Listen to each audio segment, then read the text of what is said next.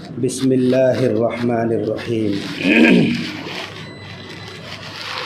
الحمد للہ کفا وسلام علی عبادہ الذین اصطفى اما بعد قال اللہ عز وجل اعوذ باللہ من الشیطان الرجیم بسم اللہ الرحمن الرحیم وَإِذْ نَجَّيْنَاكُمْ مِنْ آلِ فِرْعَوْنَ يَسُومُونَكُمْ سُوءَ الْعَذَابِ يُذَبِّحُونَ أَبْنَاءَكُمْ وَيَسْتَحْيُونَ نِسَاءَكُمْ وَفِي ذَلِكُمْ بَلَاءٌ مِّن رَّبِّكُمْ عَظِيمٌ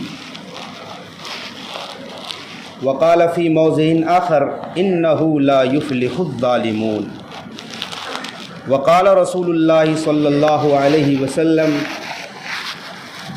اتق دعوة المظلوم فإنها ليس بينها وبين الله حجاب وقال النبي صلى الله عليه وسلم في مقام آخر ثلاث دعوات مستجابات دعوة الوالد ودعوة المسافر ودعوة المظلوم او كما قال عليه الصلاة والسلام۔ ظلم کی ٹہنی کبھی پھلتی نہیں، ظلم کی ٹہنی کبھی پھلتی نہیں، ناؤ کاغذ کی صدا چلتی نہیں۔ حضرات معزز و مکرم سامعین کرام، رب ذوالجلال والاکرام کو کفر و شرک کے بعد جو چیز سب سے زیادہ ناپسند ہے وہ ظلم ہے۔ رب ذوالجلال ظالموں کو ناپسند فرماتے ہیں۔ یہی وجہ ہے کہ رب ذوالجلال والاکرام کل قیامت کے دن انسان اور جنات یہ دو مخلوقات ایسی ہے جن سے حساب لے گا اللہ، نیکیوں پر اجر دے گا، گناہوں پر سزا دے گا، اور مخلوقات سے نہیں۔ لیکن ظلم ایک ایسا گناہ ہے کہ اللہ تعالیٰ جانوروں سے بھی اس کا حساب لے گا۔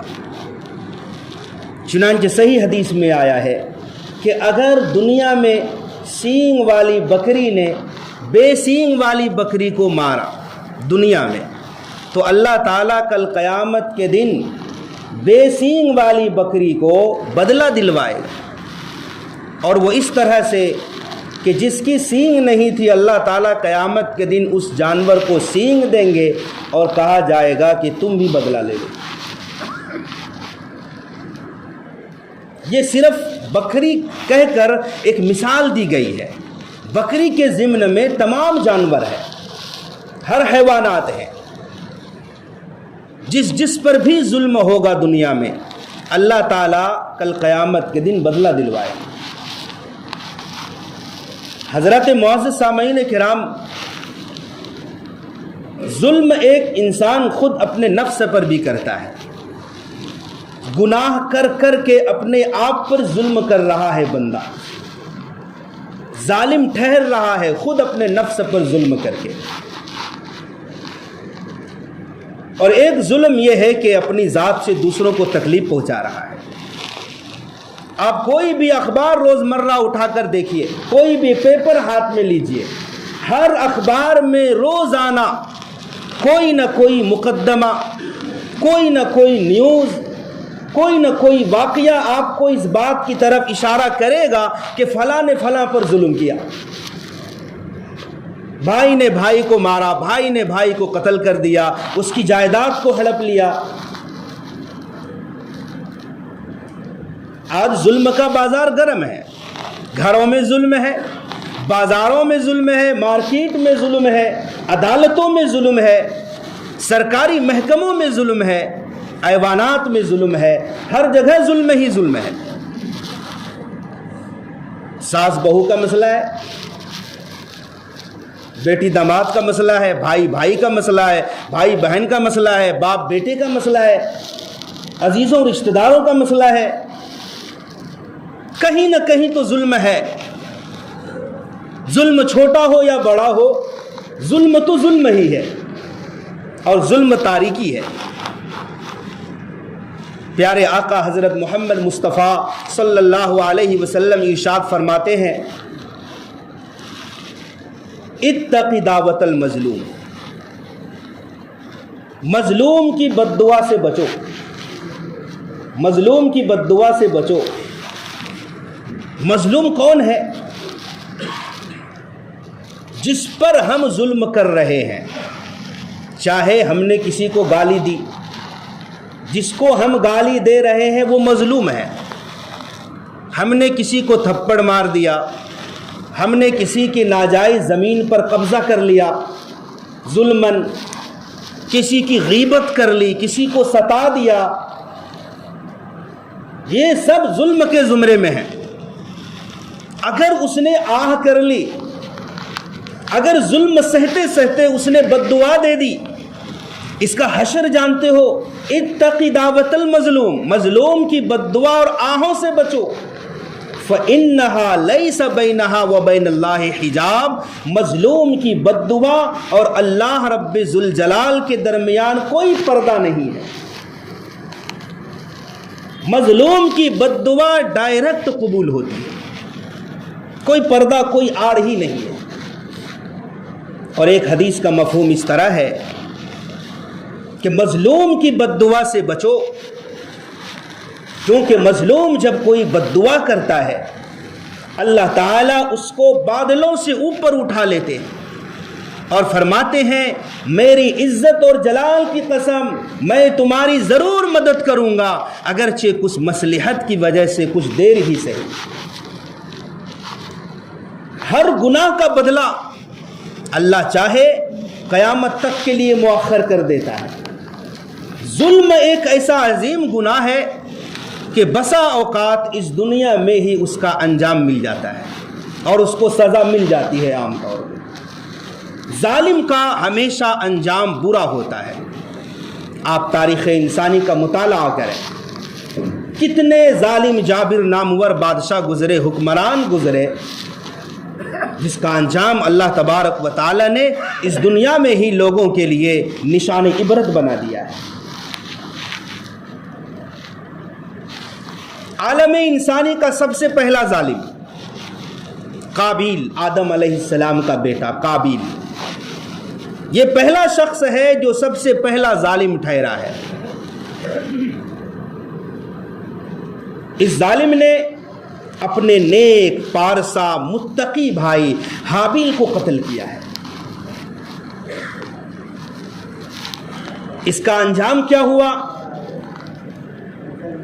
اپنے ابا عالم انسانی کا سب سے پہلا پیغمبر سیدنا حضرت آدم علیہ السلام قابیل سے ناراض ہو گئے، یہ اس کا انجام ہوا۔ اور پھر یہ کہ جب اپنے بھائی حابیل کو قتل کیا قابیل نے، تو سوچا کہ لاش کو کہاں ٹھکانے لگاؤں، کہاں چھپا دوں لاش کو، دماغ میں کچھ بات نہیں آ رہی تھی۔ رب ذوالجلال والاکرام نے ایک ایسے جانور، ایسے پرندے کے ذریعے سے رہنمائی دی جس پرندے اور جس جانور کی عیاری و مکاری کی مثال دی جاتی ہے۔ اللہ تعالیٰ نے کوے کو بھیجا۔ کوا بھی کبھی انسان کا رہنما بن سکتا ہے کیا؟ کوا تو عیار ہے، مکار ہے، اس کی چالاکی کی مثال دی جاتی ہے لوگوں کو۔ کوے نے آ کر بتایا کہ تم نے ناش کو کیسے ٹھکانہ لگانا۔ کوے نے اپنے دوسرے کوے کے لیے جو مر چکا تھا قبر کھودی، زمین کھودی، کوے کو چھپایا، اوپر سے مٹی ڈالا کوے نے۔ تب قابیل کو ہوش آیا اور کہا یا ویلتا اعجزت ان اکون مثل ھذا الغراب، ہائے افسوس میں اتنا گیا گزرا ہو گیا کہ اس کوے سے بھی بدتر ہو گیا، اس کوے سے بھی میں عاجز ہوں۔ چنانچہ بھائی کی لاش کو پھر زمین میں چھپایا۔ ظالم کا انجام ہمیشہ برا ہوتا ہے، وہی فرعون ہے۔ جا بجا قرآن میں جس فرعون کی فرعونیت کا چرچا اور تذکرہ کیا گیا ہے، اتنا بڑا ظالم اس دنیا کا گزرا ہے کہ جس نے محض ایک خواب کی بنیاد پر موسیٰ علیہ السلام کی قوم کے ہزاروں بچوں کو قتل کروا دیا.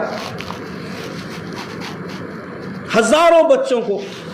کہا جاتا ہے بنی اسرائیل کے 70,000 بچوں کو فرعون نے قتل کروایا. اسی طرف قرآن نے اشارہ کیا ہے وَإِذْ نَجَّيْنَاكُمْ مِنْ آلِ فِرْعَوْنَ يَسُومُونَكُمْ سُوءَ الْعَذَابِ يُذَبِّحُونَ أَبْنَاءَكُمْ وَيَسْتَحْيُونَ نِسَاءَكُمْ.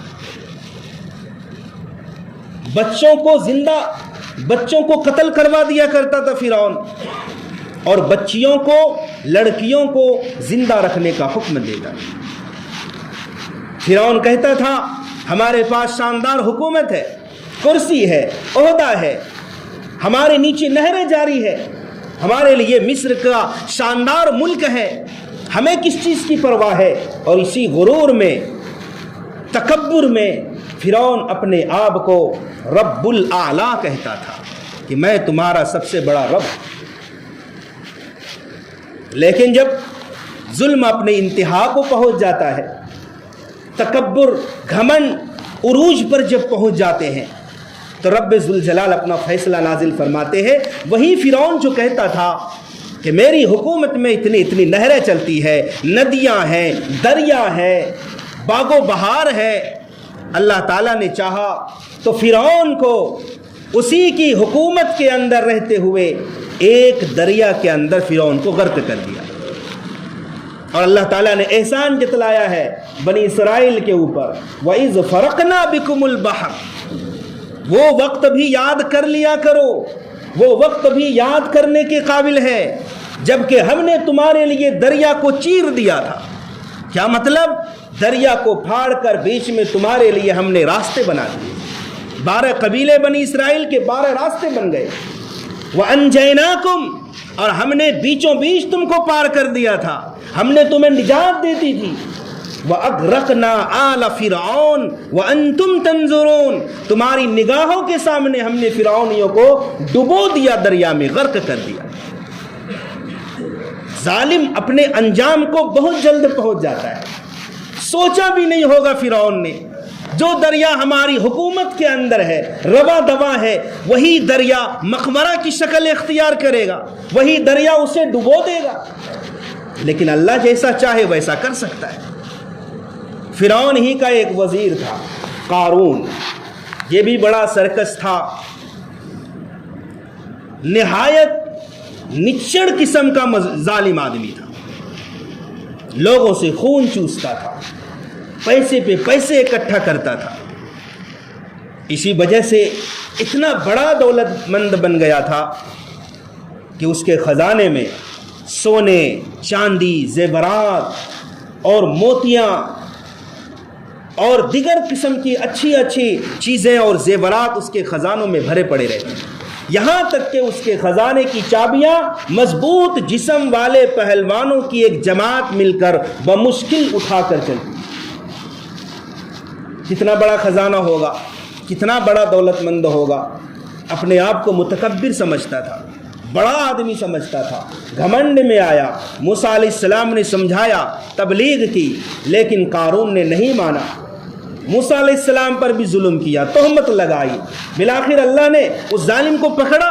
تو رب کا پکڑنا بھی بڑا نرالا ہوتا ہے.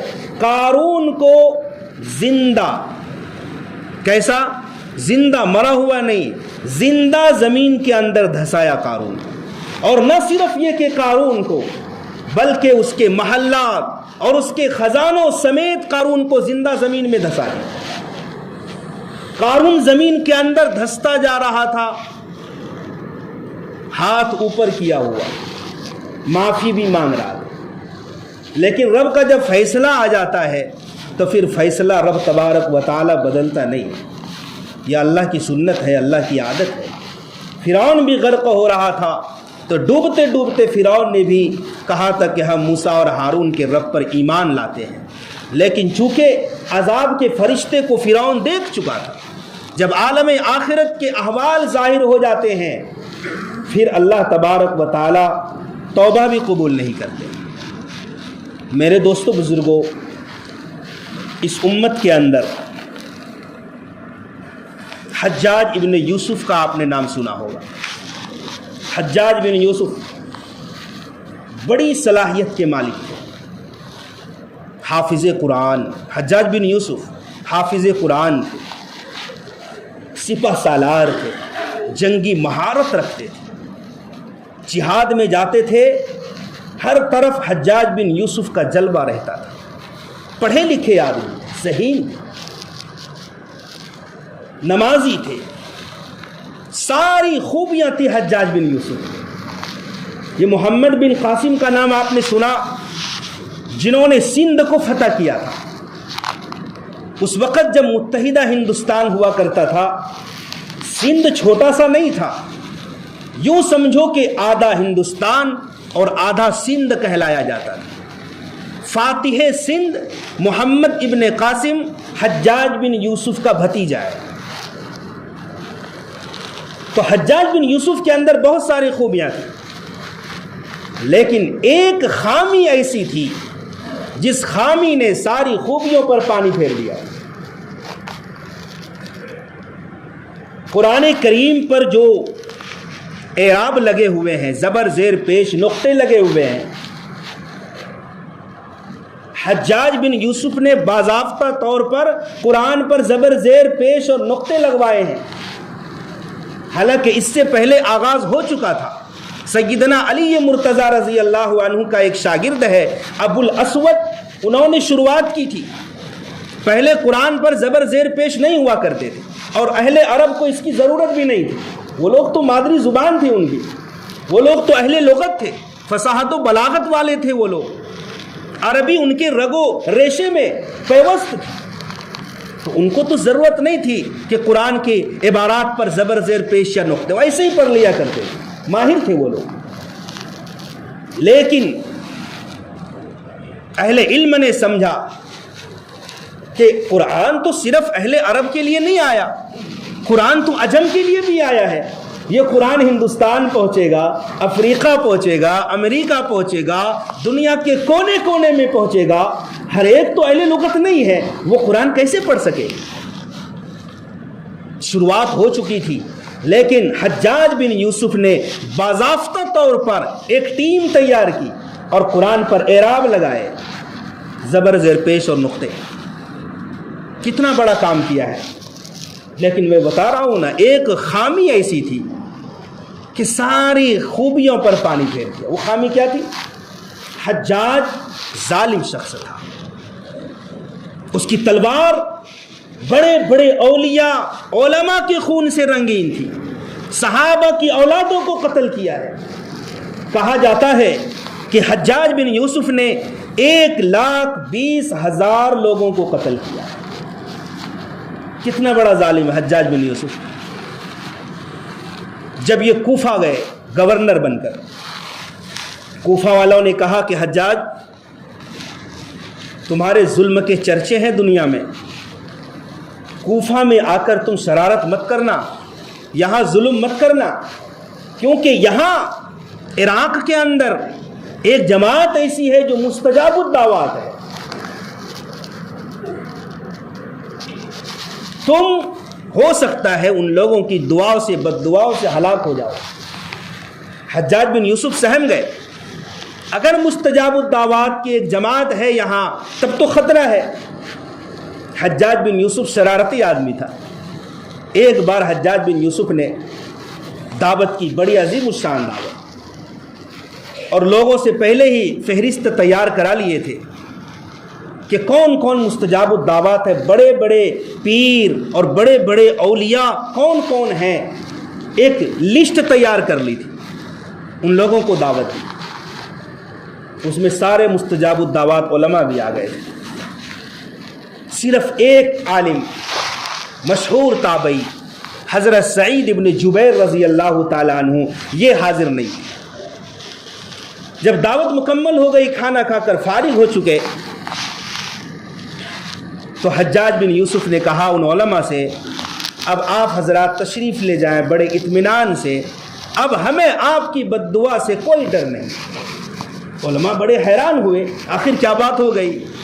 کہا اس لیے کہ ہم نے دعوت میں آپ کو حرام کھلایا ہے، حرام لقمہ آپ کے پیٹ میں ہم نے ڈال دیا ہے، اور جس کے پیٹ میں حرام لقمہ چلا جاتا ہے پھر اس کی دعائیں قبول نہیں ہوتی ہیں۔ اب ہمیں آپ کی بد دعا سے کوئی ڈر نہیں، اب ہم بھی یہاں کوفہ میں عراق میں ظلم کا بازار گرم کر لیں۔ پھر وہی ہوا، حجاج بن یوسف ظلم کرنے لگا۔ لیکن وہ سعید ابن جبیر رحمۃ اللہ علیہ جو شریک دعوت نہیں تھے، وہ تو مقابلے پر آ جاتے تھے، بڑے متقی تھے۔ حجاج بن یوسف نے آخری قتل جس کا کیا وہ شخصیت تھی سعید ابن جبیر رحمۃ اللہ علیہ۔ سعید ابن جبیر نے دعا کی تھی، اے اللہ میں آپ سے دعا مانگتا ہوں حجاج میرے قتل کے بعد کسی اور کو قتل نہ کر سکے۔ اللہ تعالیٰ نے دعا قبول فرمایا، آخری قتل سعید ابن جبیر۔ انجام کیا ہوا حجاج کا؟ ایسا مرض لاحق ہوا، زمہریری کہا جاتا ہے اس مرض کو، اندر سے گرم، اندر سے ٹھنڈے اور باہر سے گرم، کلیجے سے ایک ٹھنڈی نکلتی تھی جو پورے وجود پورے جسم میں وہ ٹھنڈک پہنچی۔ طبیبوں کو بلایا، معالجوں کو بلایا۔ ایک طبیب نے گوشت کا چھوٹا ٹکڑا لیا، دھاگے میں پیرو کر حجاج ابن یوسف کے منہ کے اندر سے ڈال کر پیٹ تک پہنچایا، اور تھوڑی دیر کے بعد جب باہر نکالا اس گوشت کے ٹکڑے کے ساتھ کئی سارے کیڑے بھی جو زندہ تھے۔ بڑی بے دردی کی موت مرا ہے حجاج بن یوسف۔ تو دوست بزرگوں، مظلوم کی جو بد دعا ہوتی ہے رب تعالیٰ بہت جلد قبول فرماتے ہیں۔ حدیث پاک کا مفہوم ہے، ثلاث دعوات مستجابات لا شک فیہن، تین دعائیں ایسی ہوتی ہے جو قابل قبول ہے، اس میں کوئی شک ہی نہیں ہے۔ کون کون سی؟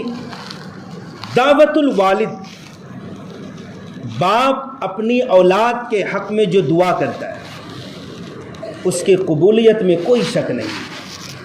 باپ دعا کرے یا بد دعا کرے قبولیت میں شک ہی نہیں ہے۔ ودعوت المسافر، حالت سفر میں مسافر جو دعا کرے اس کی قبولیت میں بھی کوئی شک نہیں۔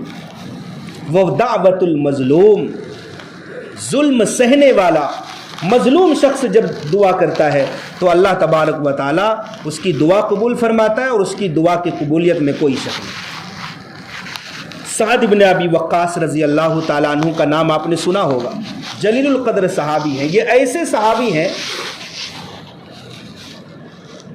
جنہیں رسول اللہ صلی اللہ علیہ وسلم ماموں کہہ کر خطاب فرماتے ہیں۔ واحد صحابی ہیں یہ سعد بن ابی وقاص، جن کے بارے میں اللہ کے نبی صلی اللہ علیہ وسلم نے یہ فرمایا تھا، سعد تیر چلاؤ تمہارے اوپر میرے ماں اور باپ دونوں قربان۔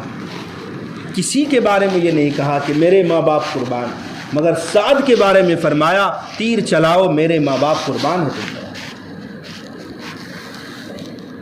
یہ حاکم کوفہ بنے، جب حضرت عمر رضی اللہ عنہ کے دور میں کوفہ کے حاکم بنے، کچھ دنوں کے بعد حضرت عمر فاروق رضی اللہ عنہ کو کوفہ سے شکایت پہنچی کہ سعد بن ابی وقاص جہاد میں سب سے پیچھے رہتے ہیں، سعد بن ابی وقاص انصاف اور عدل کے ساتھ فیصلہ نہیں کرتے۔ تیسری شکایت یہ کہ سعد بن ابی وقاص نماز بھی صحیح سے نہیں پڑھاتے۔ یہ تین چار شکایتیں تھیں۔ حالانکہ یہ عوام کی شکایت نہیں تھی، یہ کچھ لوگ ہوتے ہیں ہر علاقے میں جو بدمعاش ہوتے ہیں، عوام کی شکایت نہیں تھی، پروپیگنڈا تھی۔ سعد بن ابی وقاص کے خلاف شکایت پہنچی دربار عمر میں۔ حضرت عمر رضی اللہ تعالیٰ عنہ نے ایک چھوٹی سی ٹیم تشکیل دی، کہا کوفہ جا کر ہر مسجد میں پہنچ کر سعد ابن ابی وقاص کے بارے میں حالات معلوم کرو۔ یہ ٹیم پہنچی، کوفہ کی ہر مسجد میں نماز کے بعد اعلان ہوتا کہ سعد بن ابی وقاص کیسے ہیں۔ ہر مسجد سے سعد بن ابی وقاص کی تعریف سنی جاتی تھی، بڑے اچھے آدمی ہیں، صحابی رسول تھے وہ، عشرہ مبشرہ کسے کہتے ہیں؟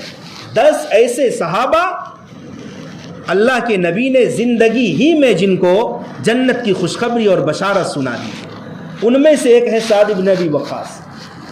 پورے کوفے والوں نے تعریف کی، اچھے آدمی ہیں، عدل کرتے ہیں، انصاف پرور ہیں، جہاد میں بھی آگے رہتے ہیں، نماز بھی اچھی پڑھاتے ہیں۔ یہ سلسلہ چلتا رہا۔ ایک مسجد میں، بنو ابس کی مسجد میں ایک شخص کھڑا ہوا، اسامہ ابن قتادہ ساتھ میں کھڑا ہوا، اور کیا کہا کہ میں بتاتا ہوں سعد ابن ابی وقاص میں کیا کمی ہے۔ آپ نماز بھی اچھی نہیں پڑھاتے، آپ جہاد میں سب سے پیچھے رہتے ہیں، ظالموں کا ساتھ دیتے ہیں، اور عدل و انصاف نہیں کرتے۔ فوراً سعد ابن ابی وقاص کھڑے ہوئے، ہاتھ اٹھا دی اللہ کے دربار میں، کیا کہا؟ 3 بد دعائیں دیتا ہوں تم کو، اور میرا اللہ میری بد دعا کو قبول کرے گا۔ کیا کہا؟ اے اللہ، اگر یہ شخص جھوٹا ہے جو مجھ پر الزام لگا رہا ہے، اس کی عمر کو لمبی کر دے، اس پر فقر و فاقہ اور محتاجگی کو سوار کر دے، اور اس شخص کو فتنے میں ڈال دے۔ چنانچہ تینوں بد دعا قبول ہوئی۔ وقت گزر گیا، وہ شخص اتنا بوڑھا ہوا کہ بھویں ابرو آنکھوں پر لٹک رہی تھی، اور کوفہ کی گلی میں محتاجگی بے بسی کے ساتھ بھیک مانگ رہا تھا، اور کوئی عورت، کوئی لڑکی جب گزرتی اس سے چھیڑخانی کرتا تھا۔ لوگ کہتے ہو بے شرم بڈھے، شرم نہیں آتی؟ عورتوں کو چھیڑتے ہو اس عمر میں کہ ابرویں اور بھویں آنکھوں پر ہے۔ وہ بڈھا کہتا مجھے لعنت مت بھیجو، خدا کی قسم مجھے سعد بن ابی وقاص کی بد دعا لگی ہوئی۔ تو میرے دوستو بزرگوں، ظالم اس کی شکل کچھ بھی ہو، چھوٹا ظلم ہو بڑا ظلم ہو، مظلوم کی آہوں سے بچنا چاہیے۔ چاہے گھر میں ظلم ہو، باہر میں ظلم ہو، اپنے آپ کو مظلوم کی بد دعا سے بچانا چاہیے۔ اللہ تبارک و تعالی اس میں کسی کی پرواہ نہیں کرتے کہ آپ کون ہیں، ہمیشہ اللہ مظلوم کا ساتھ دیتا ہے، اگرچہ کافر ہی کیوں نہ ہو۔ چنانچہ ایک حدیث میں کلیئر کیا ہے، اتقی دعوت المظلوم ولو کان کافرا، مظلوم کی بد دعا سے بچو اگرچہ مظلوم کافر ہی کیوں نہ ہو۔ اللہ تعالیٰ اس معاملے میں مذہب بھی نہیں دیکھتا، انسانیت دیکھتا ہے، اپنا بندہ دیکھتا ہے، مخلوق دیکھتا ہے۔ اللہ تبارک و تعالی ہمیں بھی ہر قسم کے ظلم سے، گناہوں سے اللہ تعالی مکمل حفاظت فرمائے۔ وآخر دعوانا الحمدللہ۔ سنت سے فارغ۔